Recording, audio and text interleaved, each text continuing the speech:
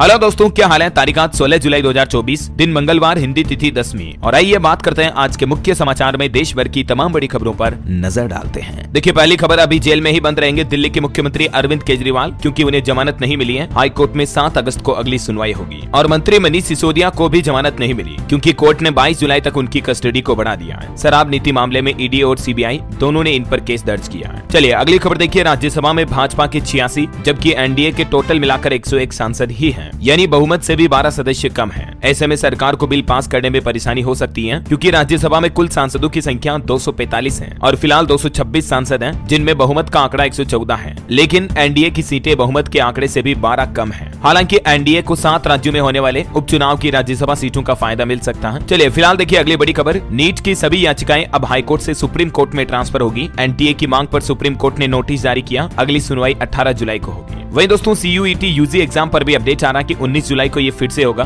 NTA की तरफ से नोटिफिकेशन भी जारी किया गया। चलिए खबर है, प्रधानमंत्री नरेंद्र मोदी ने नेपाल के पीएम केपी शर्मा ओली को नेपाल का प्रधानमंत्री नियुक्त होने पर बधाई भी दी। वहीं देखिए दोस्तों, महंगाई पर फिर बड़ा झटका लगा, क्योंकि रिटेल के बाद अब थोक महंगाई दर भी बढ़ी है। लगातार चौथे महीने ये उछाल देखा गया। देखिए आंकड़ा आप, जून में थोक महंगाई दर 3.36% पर पहुंची है, जो कि अभी 16 महीने के सबसे ऊपरी स्तर पर चल रही है, क्योंकि खाने पीने के सामान हाल ही में काफी महंगे हुए हैं, तो इस वजह से भी महंगाई दरों में बढ़ोतरी हुई है। और ऐसे में सरकार को जरूर आम आदमी को महंगाई से राहत देने के लिए आने वाले बजट में कुछ अच्छी घोषणाएं करनी चाहिए। राइट, क्या आप भी मेरी बात से सहमत है दोस्तों? अगर हाँ तो नीचे कमेंट में लिखिए। और चलिए फिलहाल अपना आगे बढ़ते खबरों में देखिए आप, देश का पहला हाइड्रोजन क्रूज उत्तर प्रदेश काशी पहुंचा। वाराणसी चुनार के बीच चलेगा 50 सीटर शिप भी। 2500 रुपए का टिकट होगा, वेज फूड मिलेगा इसमें। वहीं ओपीएस यानी पुरानी पेंशन योजना पर भी जल्द ही फैसला आने वाला है, क्योंकि कल भी कर्मचारियों के साथ केंद्र सरकार ने बैठक की। देखिए सभी कर्मचारियों और पेंशनर्स के लिए महत्वपूर्ण खबर है। पुरानी पेंशन योजना पर अपडेट आ रहा कि सोमवार को कल सरकार ने अहम बैठक तो बुलाई, लेकिन इस बैठक का नतीजा क्या रहा जरा समझिए। इस पुरानी पेंशन के मुद्दे पर रक्षा कर्मचारी संगठन ने वित्त मंत्रालय और जेसीएम की बैठक का बहिष्कार भी किया। कल सोमवार को दोपहर 3 बजे नॉर्थ ब्लॉक में वित्त मंत्रालय द्वारा गठित कमेटी ने पुरानी पेंशन पर बातचीत के लिए स्टाफ साइड के प्रतिनिधियों की ये बैठक बुलाई थी। तो ऐसे में अखिल भारतीय रक्षा कर्मचारी महासंघ ने इस बैठक का बहिष्कार किया और इनकी ये मांग है कि हमें तो गारंटीकृत पुरानी पेंशन ही चाहिए। एनपीएस में सुधार हमें मंजूर नहीं है। अभी देश में केंद्र और राज्य सरकार के कर्मचारी कुल मिलाकर 6 करोड़ से भी ज्यादा कर्मचारी एनपीएस को खत्म करने और पुरानी पेंशन योजना को वापस लागू करने की मांग कर रहे हैं, संघर्ष कर रहे हैं। और ऐसे में अभी इस बैठक का भी नतीजा कुछ निकल नहीं पाया। अब देखते हैं आने वाले बजट में ओपीएस को लेकर क्या कुछ नया अपडेट देखने को मिलता है। जो भी अपडेट आएगा सबसे पहले मैं आपको बता दूंगा इसी चैनल। तो दोस्तों अभी तक भी सब्सक्राइब नहीं कर रखा तो इसे सब्सक्राइब करके बेल आइकन दबा देना और इस वीडियो पर एक छोटा सा प्यार भरा लाइक भी कर दीजिएगा, ताकि आपको रोजाना की ताजा खबरें, सरकार के नए नियम, बड़े फैसले सबसे पहले आपके मोबाइल पर मिलते रहेंगे। चलिए अगला अपडेट देखिए, ऑटो इंडस्ट्री से खबर आ रही है, किया कंपनी ने EV6 की 1138 गाड़ियों को वापस बुलाया, क्योंकि दोस्तों किया के इस इलेक्ट्रिक व्हीकल में बैटरी की चार्जिंग कंट्रोल यूनिट में कुछ खराबी की समस्या आई और इसीलिए कंपनी ने इनको रिकॉल किया। फ्री में पार्ट्स बदलेगी कंपनी।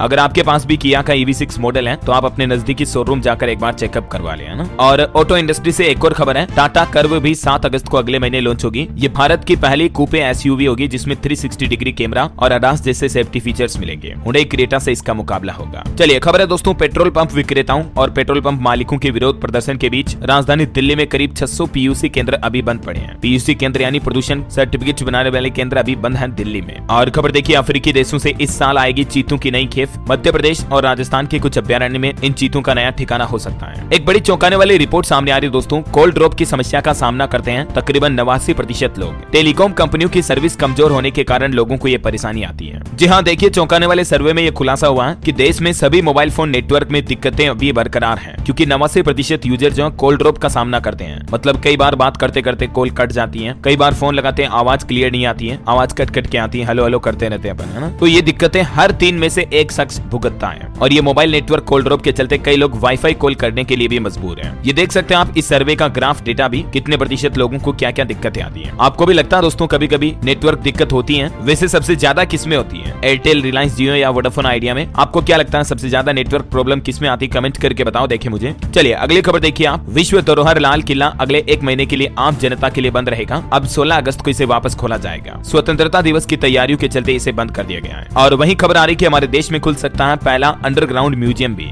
दिल्ली में हुमायूं के मकबरे में बना है संग्रहालय। और कोर्ट कचहरी के मामलों को लेकर रिपोर्ट देखिए जरा आप, देश के हाईकोर्ट में सालाना दाखिल हो रहे हैं औसतन 25,000 टैक्स के मुकदमे। सबसे ज्यादा केस मुंबई में आ रहे हैं इसके, देख सकते हैं आप अलग अलग आंकड़ा भी। चलिए खबर देखिए, महाराष्ट्र पुणे में ट्रेनी IAS ऑफिसर पूजा खेड़कर के पेरेंट्स पेरेंट्स फरार हैं, उनका फोन भी बंद है, पुलिस बोली कि घर पर नहीं मिले। हाल ही में इनकी मां का पिस्तौल लहराकर किसानों को धमकाने का मामला भी सामने आया था। और पूजा खेड़कर के बाद एक और पूर्व IAS अभिषेक सिंह भी अब विवादों में आए हैं। उनका एक जिम डांस का वीडियो सामने आ रहा है, तो विकलांग कोटे से उनके सिलेक्शन पर सवाल उठाए जा रहे हैं।